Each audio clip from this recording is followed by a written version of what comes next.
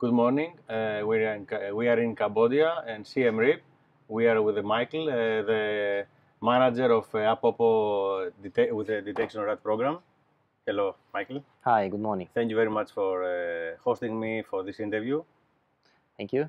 You are located in Siem Reap, and do you want to tell us some things about the APOPO organization? Yeah, APOPO is a humanitarian non-profit organization that exists for almost 21 years now. Deals with giant pouched African rats for mine detection and also for tuberculosis detection in Africa. APOPO in Cambodia, the program was developed in 2014. The first rats that arrived to Cambodia were in 2015, and after quite a long training and accreditation process, we started clearing mines here in 2016 in February. So since 2 years. Yeah, around 2.5 years now. Since then, we proved, especially in the last year, we proved that the mine detection rats, they can add a significant value to the overall productivity of mine clearance in Cambodia. So when the organization started? The organization was founded by Bart Wetjens, a guy from Belgium. He still works with the APOPO today in many different occasions. Mm-hmm. So from '97, the organization established itself in Africa in 2000 and started opening programs like Mozambique or Angola. And then further on, in 2006, besides landmine detection, APOPO also entered into TB detection, tuberculosis detection, in Africa. And we have 3 programs working there now in Ethiopia, Mozambique, and Tanzania.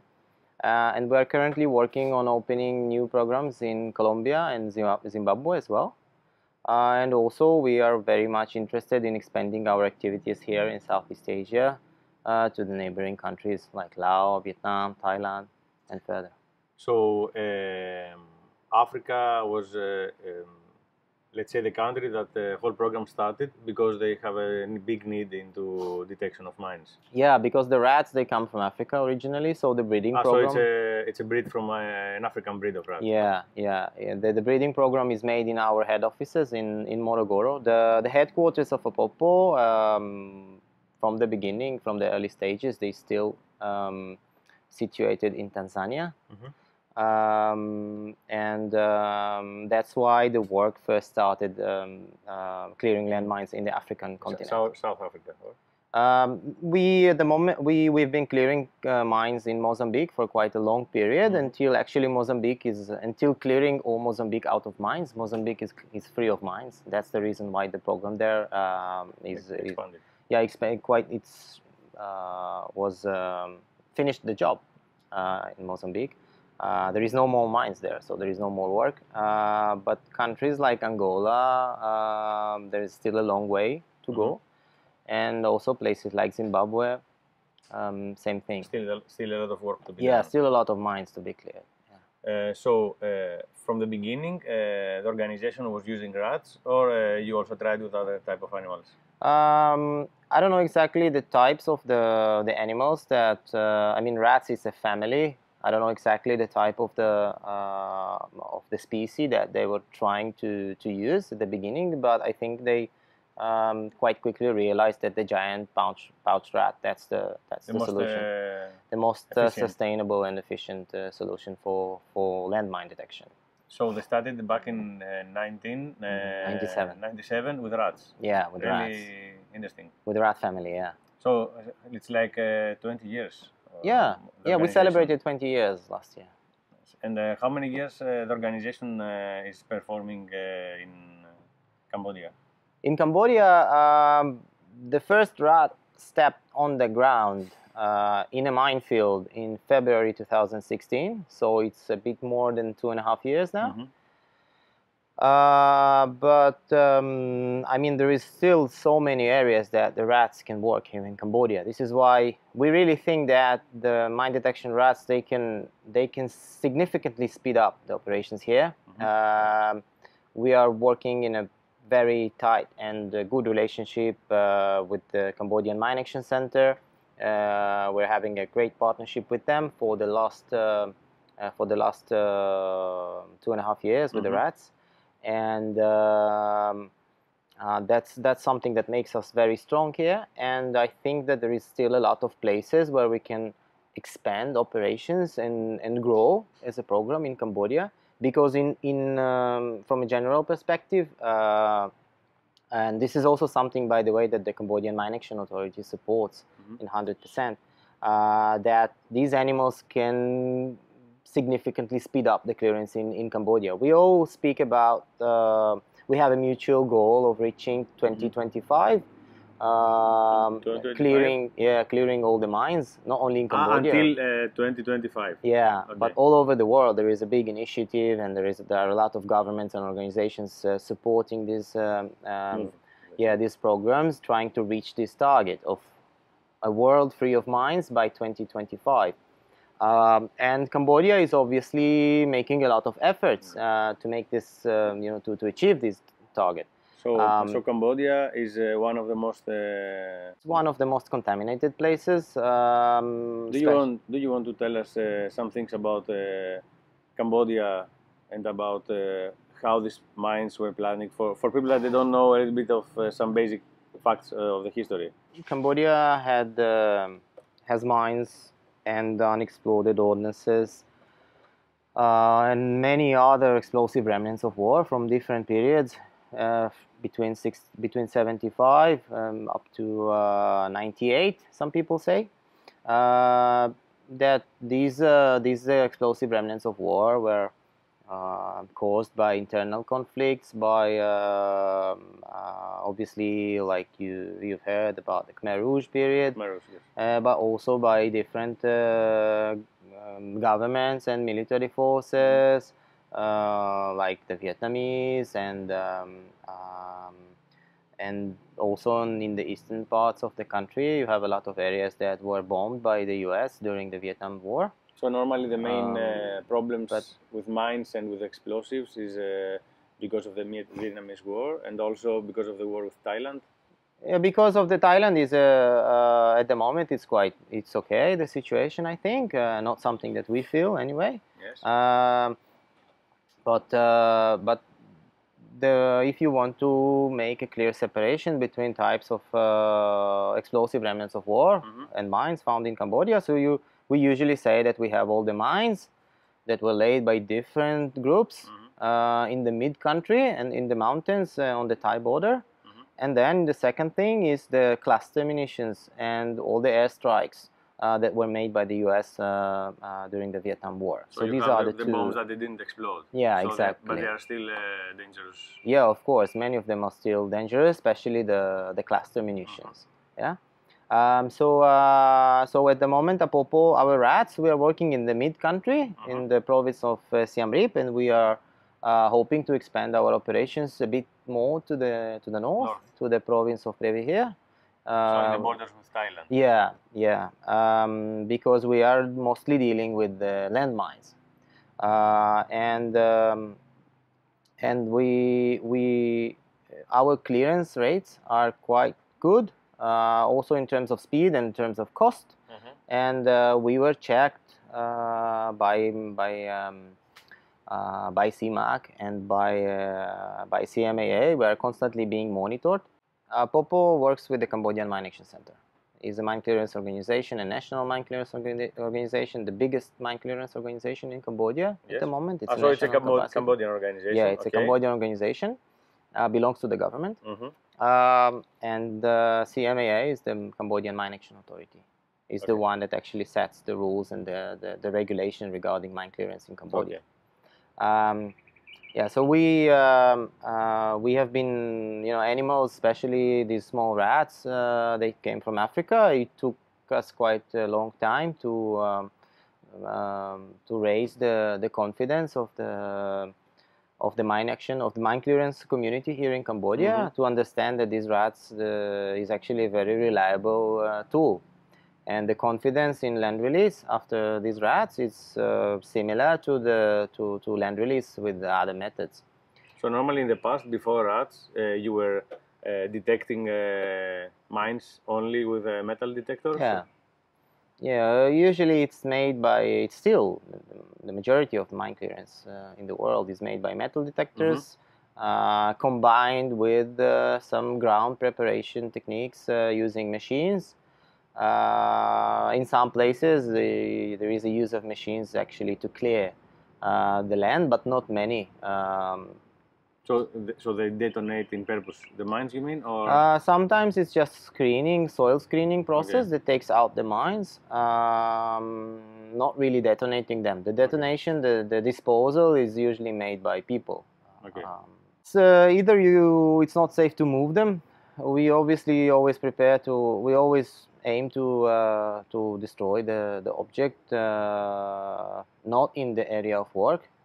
To take it outside, but sometimes it's not safe to move it. Especially we prefer to take it out because it in many items they create quite a lot of fragmentation and quite a lot of metal after being detonated, so which will affect our manual detection speed in the site. So we prefer to take them out, but sometimes it's not possible, so we do it inside. So do you want to tell us some things about the rats you are using? Like how old, how many years they live, and when you start training with them? And first of all, do you train them in your facilities, or they are trained somewhere else? They are trained in Tanzania, in our head offices. And they are trained there until they reach the age of around 9 months, between 9 months and a year, depends on the performance. In which age they start training? Since day one, let's say? After they are born, the first stage is socialization, where they get used to work with people, and then they have behavior training, and afterwards they start working on detection with them. Then the rats, similar, I think, to what you do with the dogs, are classified. Depends on their behavioral qualities. They start to get the basic things of behavior training, and afterwards they take them out to start actually detecting, start indicating on different objects, and then they work with TNT. So there is a basic training, advanced training, and if the rats are performing well, so they are being accredited internally by APOPO. And we have, within the organization, we have a whole QA branch that actually checks the rats internally before they're being sent to the field. And they are being monitored. These rats, before sent to the programs, are being monitored by many different people from APOPO, both the people from behavioral research, trainers, and veterinarians.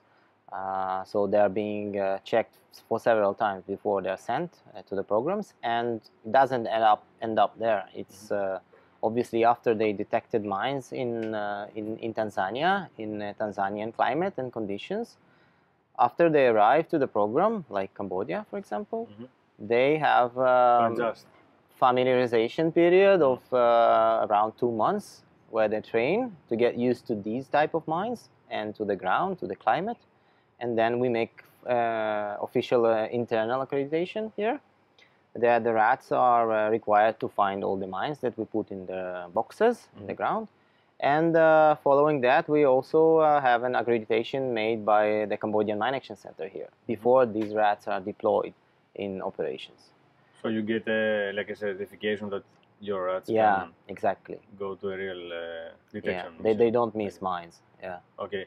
And do you use specifically TNT for training them, or you use also other types of? We use TNT, but later on we use real mines. real mines with all the components. Actual mines, they are just diffused with all the components, the metal, the plastic, the rubber, everything together. So to simulate as much as possible. Okay. Yeah. Good. So normally, how many years these rats live, and also until which age they can detect? They usually when they arrive to the program, so they are around 1 year old here, and then they usually work until they are 6.5. A lot of years. Yeah, many years. Then, when they get tired, so what we usually do, we can send these rats. We can either leave them here just to play with our trainers, or we can also send them back. Like a retirement. Yeah, like a retirement, exactly. Okay. And how many years do they live? Do you know? Up to 8 years. Up to so they work until they're. Yeah, they work more or less like people, I think. Okay. Yeah, about 75-80% of their life they are working. Nice. And also with this type of rats, they are working normally. They are living normally during night. So they're natural. Yeah, this is why. What happens with their sight? They are still good in the early morning hours. This is why we work from the first light, from around 6 o'clock here, up to 9. But this is quite enough for us, 3 hours per day, because in these 3 hours we actually search quite a lot of areas. These rats are quite quick, and they search a lot of areas, much more than we do with the traditional methods with metal detector. Obviously, the rats, they cannot work in every minefield in the world because of the terrain and the vegetation, but we are lucky that in Cambodia, we have a lot of areas that the rats can perform good, much better than other tools. Also, like every tool in landmine clearance, rats, they have their limitations. When it rains a lot, for example, or when, like we said, when the terrain is very hilly, and when there is a lot of mines in a small area, so there is a lot of scent, a lot of smell. Yeah, and it makes it difficult. So, for instance, in these areas, it's preferably to work with manual detectors than with animals. So, what is the procedure when you are going to the field to start detecting mines? So, what you do as a team? How many people is normally? And usually, rats, we work. Each couple of handlers works with 4 rats. So each couple takes his 4 rats in the morning, puts them on our vehicles. The rats are not assigned personally to a specific handler, not like with dogs, for example. They can work with everybody. The rats are working for food. So after the team check the rats in the morning to see that all the rats are moving okay, like a basic health check, then they load them on the vehicles and they drive to the field. The first step is taking the rats off and to connect their harnesses. And then usually the team leader or the task supervisor, he divides these couples into areas. Those areas were previously prepared by manual deminers because, as you've seen, we always work while the handlers, they stand on safe lanes. Those safe lanes are prepared in advance by manual deminers. This area is the area that we are start looking now. ក្រុមការងារយើងធ្វើការទីនេះមាន4ក្រុមហើយយើងមានទូរទីផ្សេងៗគ្នាទី1ជាស៊ីនឹងការរៀបចំប្រអប់សម្រាប់ BC កត់បាយ First of all, the TAC team, they make the setup for the brush cutter, and the brush cutter, they start to clear the vegetation both sides. My name is Mike. I'm coming from Tanzania. I'm here in Cambodia working with APOPO together with Siem, Cambodian Mine Action Center. Now we are working around Siem Reap at Soenoi district. We are now making it a minefield that are located in Srenoi district in at Siem Reap province. For the current minefield that we're working with is 13.5 hectares, and we started working with this minefield from 22nd of August, and we're expecting to finish it maybe somewhere around, at the middle of October. So far, up to now, we found 2 anti-personnel mines and 3 UXOs. This is a minefield that located in Daya village. The people need us to go here, to camp here to clear all mine, and then that is all our staff here come here. It's necessary to go here to clear all landmine, and after we clear the landmine and all, we'll hand over this land to the beneficiary, and the beneficiary feel happy with us, with our job, and they start planting the rice and cassava, and to make their lives more developed than before after the landmines already clear.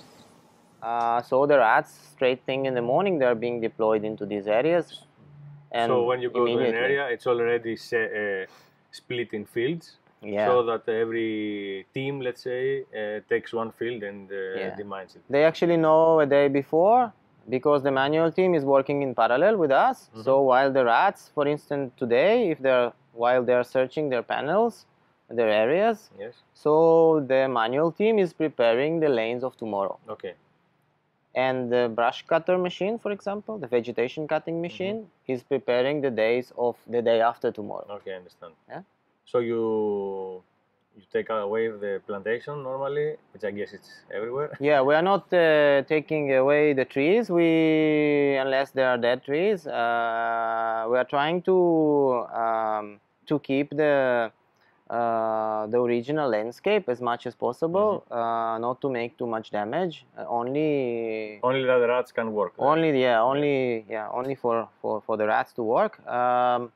But the brush cutter, the vegetation cutting machine, cuts the grass, the bamboo, all the medium sized vegetation. I understand. Um, And how do they cut it without detonating the? That's a good question. They are well trained, and the vegetation cutting bucket is made not to touch the ground. He Okay. he leaves a small space. Sometimes we have detonations during the ground preparation, but sometimes we find just broken mines that were broken by the vegetation cutter. Okay. But the vegetation cutter is an armored machine that can Okay. easily stand this detonation. There are some bigger challenges when we are facing anti-tank mines, anti-vehicle mines, which are much bigger.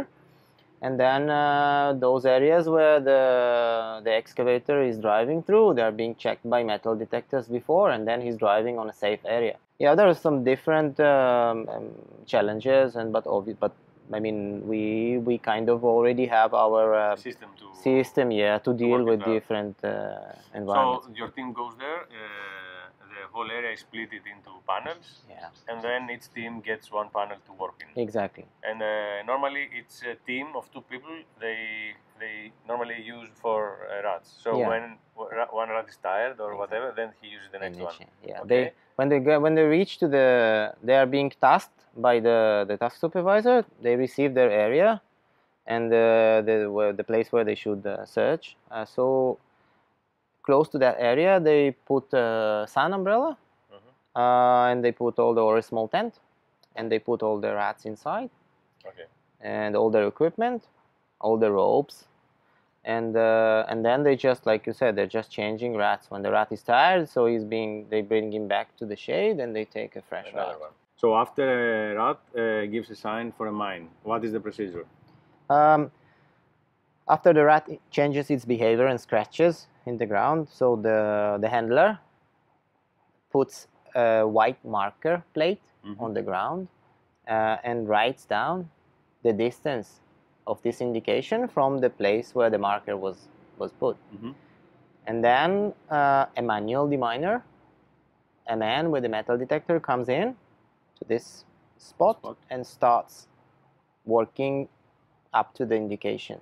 So if he says that also there is a mine there, you call a team to demine it, or Yeah, the manual team, they're dealing with that. So if so the manual team is Yeah. also checking with the metal detector, but also demining it. the yeah, area.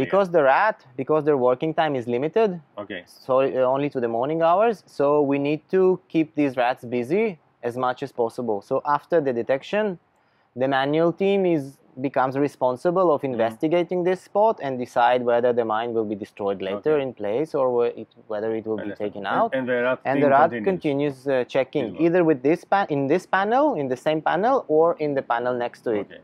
And when you go for searching in a real mission, let's say, do you use also some fake mines for the rats so that they are not getting discouraged if they don't find something, or you don't need that so much? Yeah, it's because a- in dogs, we need it also. It's a very good question.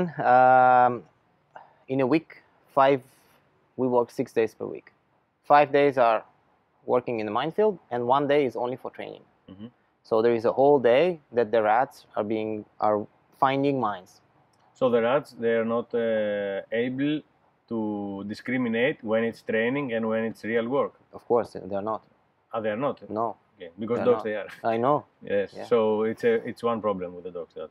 Yeah. So coming to this, why you don't use dogs and you use rats? What's the benefits? Ooh, there is a lot. I think there is a lot of place for dogs, similar as for rats in landmine clearance all over the world. Each one of them has different roles. I think that rats are extremely good, and they have a lot of advantages over dogs in clearing areas. Just make a consistent clearance of areas. I think they're much more cost efficient, and they're much more easier to handle. But in many places, tasks like technical survey, especially when we are working in areas that without prior vegetation cutting, and we want to understand quickly whether we have mines or not in these areas. So dogs is a much better tool for that. So the dogs, they can detect faster, let's say, because they can make a bigger. They can give you quick evidences faster, but giving quick evidences is one part of mine clearance. At the end of the day, you also need to clear the area. To scan the area really. To scan the area, in detail. And this is the place where rats are much better. Yes, and also I guess it's much more easier for transportation. You can have a lot of rats. Yeah, the big advantages are that they are not attached to a certain handler, so you can quickly change between people. They are very easy for transportation. Their cost is quite low in terms of feeding them. For example, if you go to many areas where we work, there are post-conflict areas. It's quite difficult sometimes to bring specific dog food to these areas, and with the rats, they eat vegetables and they eat so you can nuts even and use fruits. the plantation from the exactly. It's quite easy to feed them and to handle them. So and they are a very sustainable animal, as we can see here in Cambodia in terms of performance. We are retraining them from time to time, but this 1 day per week is enough. And we have been checked for 100% of our areas for many months. When we started in Cambodia, we have been checked 100% by metal detector after us. But so what is the percent of let's say success when you are using rats? After we use a rat, the area does not contain any more mines. So it's 100% success, or it's very difficult to put. It's very difficult. It's very difficult to give numbers to these performances, but it's the same confidence level as any other mine clearance tool, such as manual or mechanical. But faster. But faster, yes. But faster. Not in every areas, like we told before. It's not. I'm not saying that the rats is the best mine clearance tool in the world. It's a very But important again, it's part a tool. It's of a a good toolbox. tool to of a toolbox Yeah. that you can use depending on the circumstances. You don't have a silver bullet in this profession. Yes. It's all about how do you use the different tools that you have in the box. And I think the rat, like I said, I think the rats in areas like this in Cambodia, they are extremely efficient and useful. Yeah. And in which countries does APOPO has? So the headquarters is in Africa. It's in Tanzania. In Yes. Tanzania, okay. And in which countries you have rats searching? We in Angola, yeah, and in Mozambique. In Mozambique, they're currently finishing, and we are working on bringing rats to Zimbabwe and Colombia to start the program over there. Okay. And in Asia, you have Cambodia? Only Cambodia. Only Cambodia for now. Yeah, APOPO was working in Thailand and Vietnam and Laos in previous years, but at the moment Cambodia is the only place. But we also think that Cambodia is a very sustainable program in Southeast Asia, and we definitely hope to develop these capacities into the neighboring countries like this. Okay. So first of all, how you get funds to do all this? APOPO is funded by governmental and governmental organizations, and also by private organizations that they find this rats to be something that makes some good things for the society and for the people around the world. It's a humanitarian issue, both landmines and tuberculosis detection in Africa. So I'm glad that many people and many governments they find this to be very important and to support these activities. Yes. How someone can help you or support your? We have a lot of information on our website. Which is? You can also www.apopo.org. Okay. Where the visitors they can find some quite nice, interesting options to, for instance, to adopt a rat, to be more involved with the APOPO activities. There are different adoption packages and products that they can buy to support APOPO activities. So that's something that we're really focusing on, and we are lucky to have many people around the world support us through this kind of adoption packages. Many people. We also have the visitor center here in Siem Reap, which is visited by a lot of people, and many of them they show interest in our activities, and they eventually decide to donate some money to Cambodia, and we are always visited by many different people that show interest and either want to partner with us. APOPO has quite a good reputation in the NGO world and in the humanitarian community as a very well organized and stable organization. I think also you have really good ranking also in the global non-governmental organizations. Yeah, we were ranked 16 in the top 100 NGOs by the Global Journal in the US. It's a big success for an organization. Yeah, I think it's a big, it's a very nice feedback to receive after we are working around the clock, and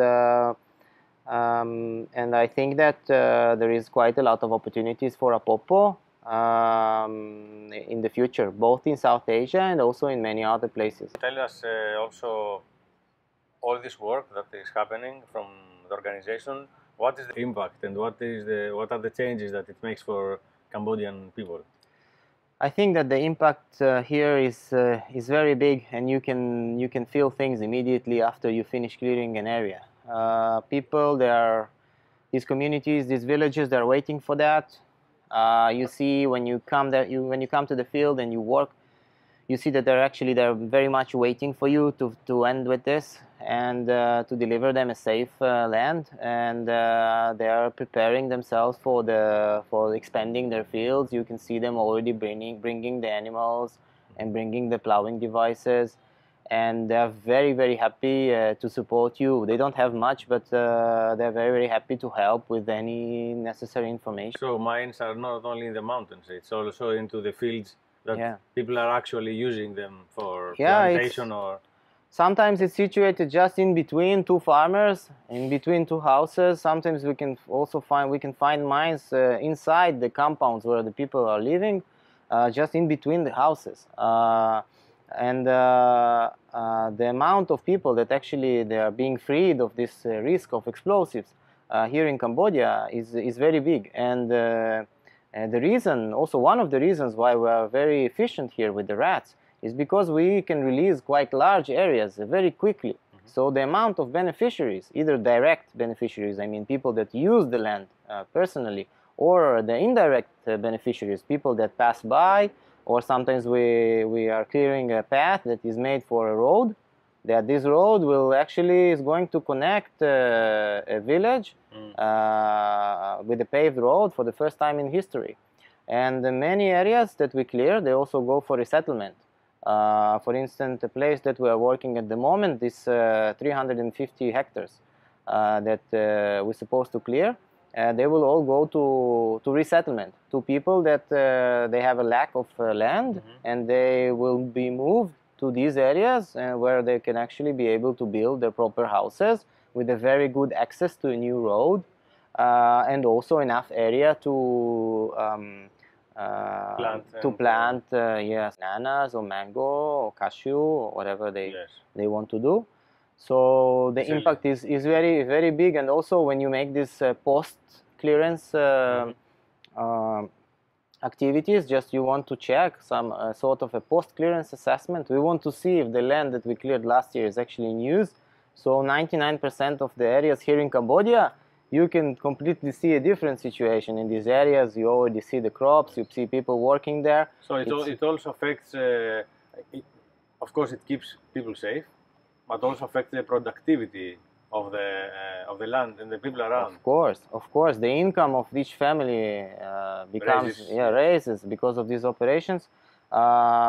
And it's not, sometimes you come to an area where you know that it's already an existing land, mm-hmm. That is just going to be expanded. So, okay, so the guy, you raise his family income, but in some areas, we actually release a whole area for a newcomer to come and make his own house. This is even better, when actually you bring people with no income at all, and now suddenly they can start and have their own small farm. Nice.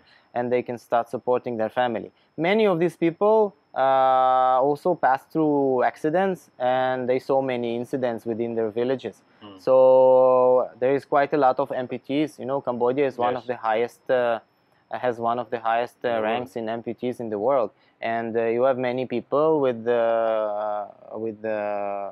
were injured by mines living in these areas, and they're very happy because they know that at least their children they will be much safer. Really important. Yeah, it's a very, we get a lot of, myself and definitely my team, we get a lot of satisfaction of seeing these things happen. So, thank you very much for this interview. It was really interesting. And I hope you and your organization can keep doing that and expand to other countries also. And so for people that are interested to find more information about the team and also how they can support them, you can find information at the context below the video.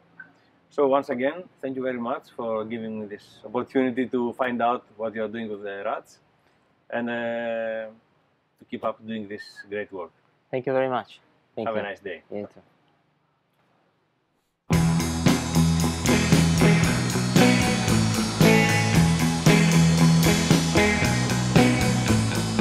Surfing